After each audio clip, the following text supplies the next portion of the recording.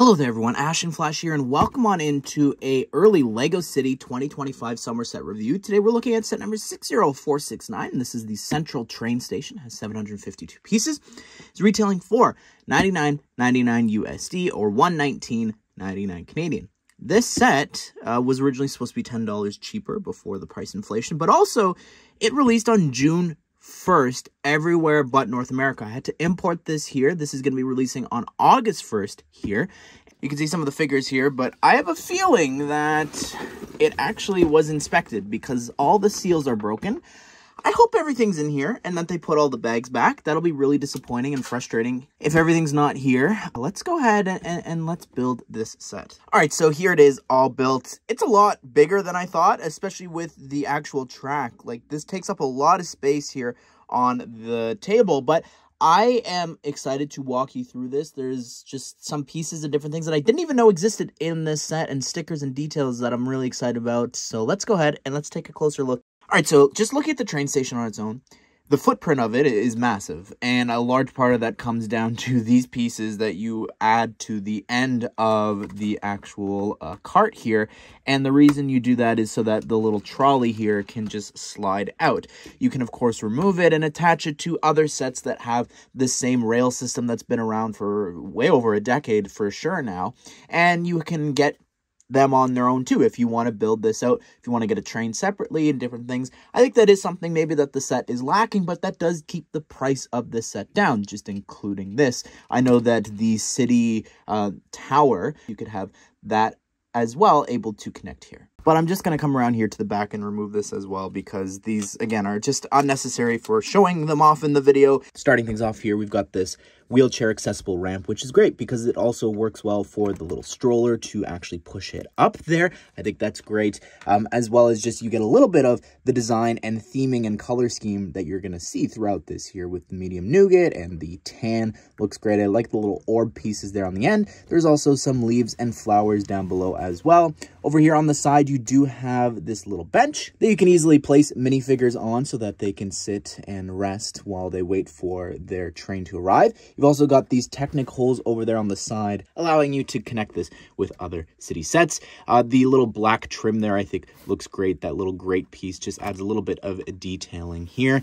The platform looks really great. You could see the yellow warning little trim there saying not to step on the yellow while you wait for the train to arrive.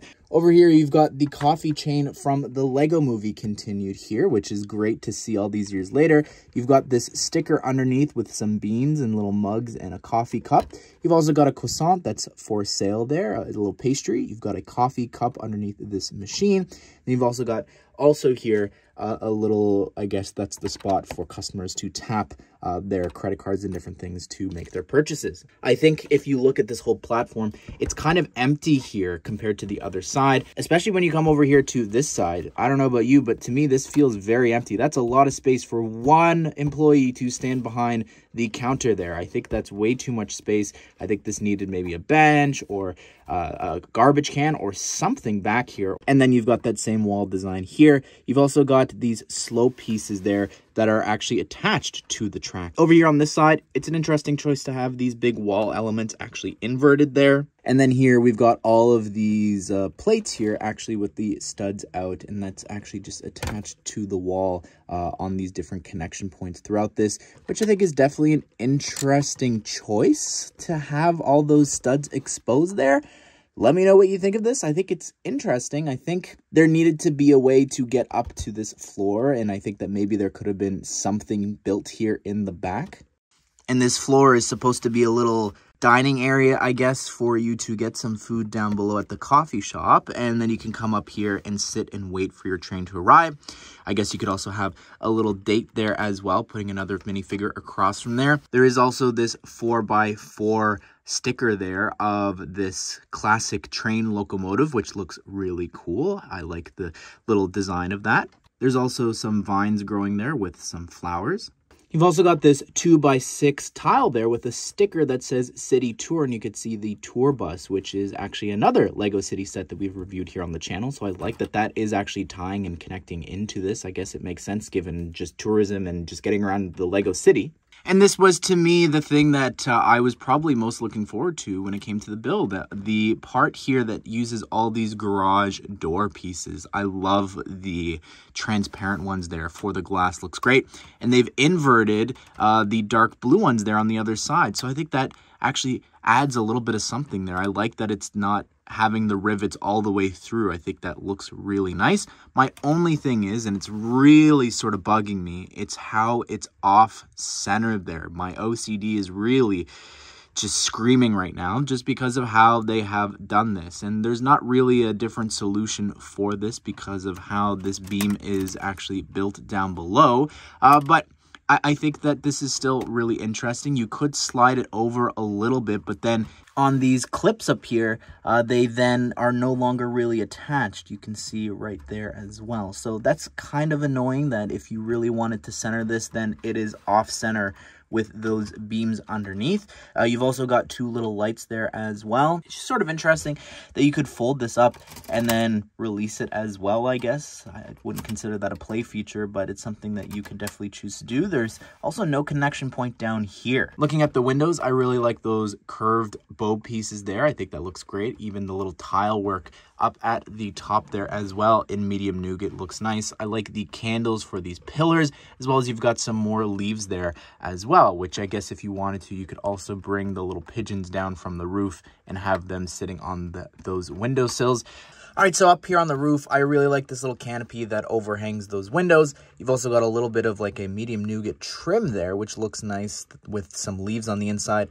That clock, believe it or not, that's actually a print, which is going to excite a lot of people. I like the design here for the top part of the roof with the different size slope pieces and everything with this little ski pole on top. On the other side of that, you've got the sunflower piece here recolored in reddish brown, which is representing a little nest. So you could take some of the pigeons and place them inside.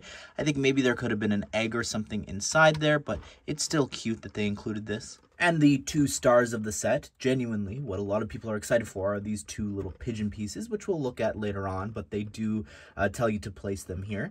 And this actually activates the elevator, which, just to show you the elevator in action here from far away, you again just turn that piece up there at the top, and it'll arrive at the top floor. And in case you're curious, this is what it looks like from the other side. You have all these gaps here for you to be able to actually place the figure and remove them through the hole. So you can see here that you just reach inside through the hole there and place the figure, and then they can go up the elevator here. Arriving on the top floor, you open this glass door there, and you've got this swivel seat that can, of course, turn and spin around. The big computer screen there is a map of all the different routes and stops for the different trains, as well as you've got this 2x4 curved bow piece there with a sticker with a bunch of different buttons and dials. And over here in the corner, you might be wondering what this piece is for. It's for you to take the different crutches so that you can have them there while the worker is actually sitting at the desk. Now over here on this side, you've got those same holes, as well as you could see the corkscrew piece that allows for the elevator to actually function and move up and down. You've got the same design for the ramp that you saw over there, but this time it's not on an angle, it's just on the side here part of the platform. To get access to the elevator as well as the office, you've got this door with a sticker that says staff only. So you open that up and step inside. I like that this platform sticks out a bit more than the other one. It's got that same yellow trim, which is nice. It's also got a couple of different things, like this light here for when a train is coming into the station, if it's green or red for warning you, and you can raise it and lower it, I guess, if you wanted to as well.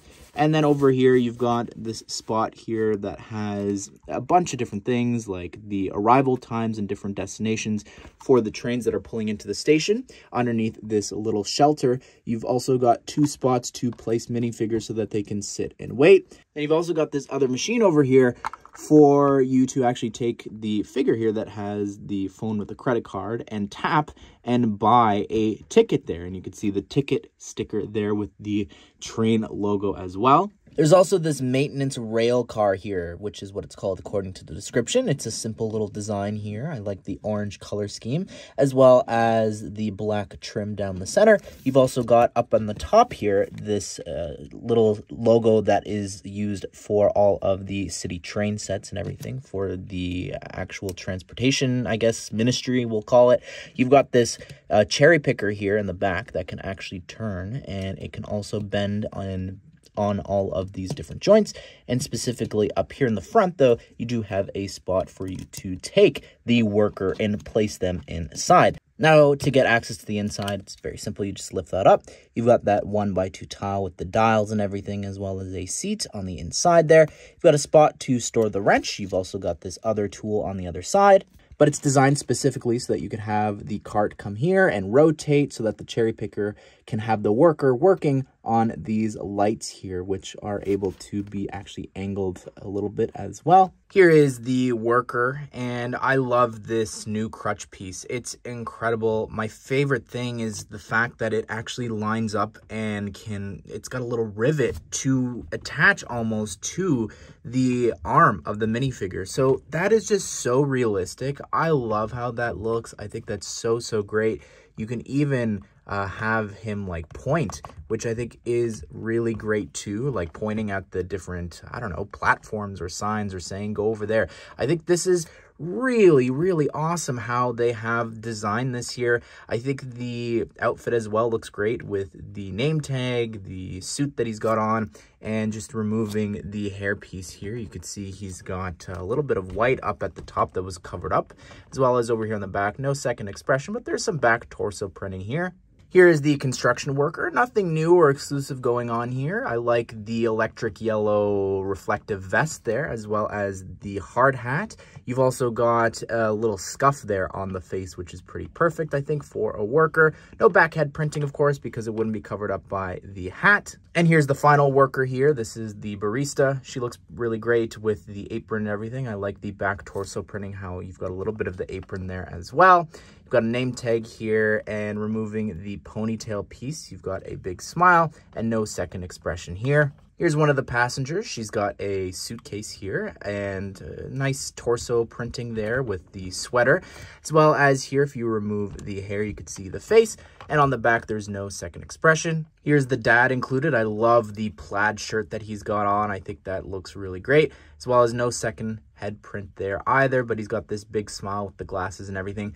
I keep mentioning no second head expression, and that's so that you're actually able to swap around all of the different faces with all the different roles. If you want them to be the barista, if you want them to be the construction worker here, you could swap around the heads because it won't matter that there is an expression here on the back. That's not covered up. And here's the little girl that you saw before that I had been using to show you've got the cell phone there with the credit card app, as well as the ticket. You've got a great torso there with the sports symbol, as well as over here on the back, some wrinkles and different detailing. And you could see the face here has a smile on one side, nothing going on the back. Included is this little stroller piece here, which is really adorable. It's able to actually have a little Lego baby inside that just attaches to the stud there in the center. And like you saw before, a minifigure is actually able to attach their hands to the handles. And here are the pigeon pieces up close. It's just perfect. I love this piece so much. I hope this gets added to Bricks and Pieces because I have a feeling that myself and so many other people are going to buy a lot of these. Well, there you have it, everyone. That is my review of the brand new city train station set. I really like this. I think that the size of it, again, just blows me away by the actual footprint of this. I have a lot of trains already. I have a couple train stations, but there's just so much usage for a train station that I love this a lot. I think it's great. I think some of the figures in here as well are some pretty good standouts too. So overall, I'm happy with my decision to import this, and I'm excited for this to become available for everyone starting on August 1st. So be sure to subscribe, turn on the bell notification so you don't miss out on future LEGO City set news and potentially reviews. Hope you guys did enjoy the video. Hope you all have a great day. We'll see you all in the next one.